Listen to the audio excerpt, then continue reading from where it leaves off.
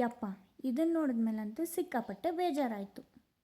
Hi ಎಲ್ರಿಗೂ ನಮಸ್ಕಾರ. ಎಲ್ಲರೂ ಹೇಗಿದ್ದೀರಾ? ಇವತ್ತಿನ ಮಿನಿ ವ್ಲಾಗ್ಗೆ ನಿಮ್ಮೆಲ್ಲರಿಗೂ ವೆಲ್ಕಮ್. ಇವತ್ತಿನ ಬ್ರೇಕ್ಫಾಸ್ಟ್ ಇದಾಗಿತ್ತು. ಇದ್ರ ಹೆಸರು ಏನನ್ನೋದು ನೆನಪಾಗ್ತಿಲ್ಲ. ನಿಮಗೆ ಗೊತ್ತಿದ್ರೆ ಕಾಮೆಂಟ್ ಮಾಡಿ.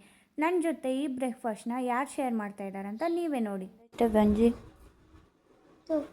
ನೀವೇ ನೋಡಿದ್ರಲ್ಲ, ಟೇಸ್ಟ್ ಅಂತೂ ಸೂಪರ್ ಆಗಿತ್ತು. ಅದನ್ನು ಮುಗಿಸ್ಕೊಂಡು ದೇವ್ರ ಮನೆ ಕ್ಲೀನ್ ಮಾಡೋಣ ಅಂತ ನಾನು ನನ್ನ ಜೊತೆ ನನ್ನ ಪಾರ್ಟ್ನರ್ ರೆಡಿ ಆದ್ವಿ.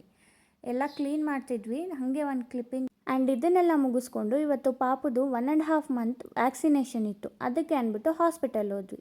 ಹಾಸ್ಪಿಟಲಲ್ಲಿ ಜನ ಯಾರೂ ಇರಲಿಲ್ಲ, ಯಾಕಂದರೆ ನಾವು ಹೋದಾಗ ಟೈಮು 3 o'clock ಆಗಿತ್ತು. ಪಾಪುದು ಹೈಟ್ ಆ್ಯಂಡ್ ವೆಯ್ಟ್ ಚೆಕ್ ಮಾಡ್ತಾರೆ ಅಲ್ವಾ, ಅದನ್ನೇ ಇಲ್ಲಿ ಮಾಡ್ತಿದ್ರು. ನಮ್ಮ ಪಾಪು 1.5 ತಿಂಗಳಿಗೆ ಹತ್ತತ್ರ 4 kg ಇತ್ತು.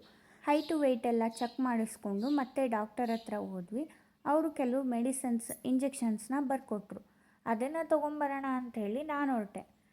ಆ್ಯಂಡ್ ಇಲ್ಲಿ ವ್ಯಾಕ್ಸಿನೇಷನ್ ಫ್ರೀ ಆಗಿರೋದ್ರಿಂದ ಇಂಜೆಕ್ಷನ್ಸ್ ಮಾತ್ರ ಬರ್ಕೊಟ್ರು. ಆ ಇಂಜೆಕ್ಷನ್ಸ್ ತರೋಣ ಅಂತೇಳ್ಬಿಟ್ಟು ನಾನು ಮೆಡಿಕಲ್ ಕಡೆಗೆ ಹೊರಟೆ. ಆ್ಯಂಡ್ ನೋಡ್ತಿದ್ದೀರಲ್ಲ, ಈ ಥರ ಸಿಂಪಲಾಗಿ ರೆಡಿಯಾಗಿ ಬಂದಿದ್ದೆ. ಪಾಪುನ ಅಮ್ಮನ ಹತ್ರ ಬಿಟ್ಟು ನಾನು ಮೆಡಿಸನ್ಸ್ ತರೋಣ ಅಂತ ಬಿಲ್ ಹಾಕಿಸ್ಕೊಂಡು ಹೊರಟೆ. ಆ್ಯಂಡ್ ಈ ಬಿಸಿಲಲ್ಲೂ ಸ್ವೆಟರ್ ಹಾಕ್ಕೊಂಡು ಓಡಾಡೋ ಪರಿಸ್ಥಿತಿ ನಂದು. ಆ್ಯಂಡ್ ಪಾಪುಗೆ ವ್ಯಾಕ್ಸಿನೇಷನ್ ಹಾಕ್ಸ್ಬೇಕು ಅಂತ ಗೊತ್ತಾದಾಗಲೇ ಸ್ವಲ್ಪ ಸ್ಟ್ರಾಂಗ್ ಆಗಿರಬೇಕು ಅಂತ ಪ್ರಿಪೇರ್ ಆಗಿದ್ದೆ.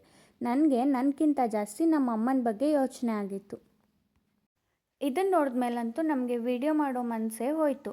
ಈ ವಿಡಿಯೋ ಏನಾದರೂ ಇಷ್ಟ ಆದರೆ ಪ್ಲೀಸ್ ಒಂದು ಲೈಕ್, ಶೇರ್, ಕಾಮೆಂಟ್ ಮಾಡಿ. ಹಾಗೆ ಮುಂದಿನ ಮಿನಿ ವ್ಲಾಗಲ್ಲಿ ಸಿಗೋವರೆಗೂ ವಿಡಿಯೋ ನೋಡಿದ್ದಕ್ಕಾಗಿ ಥ್ಯಾಂಕ್ ಯು. ಬಾಯ್.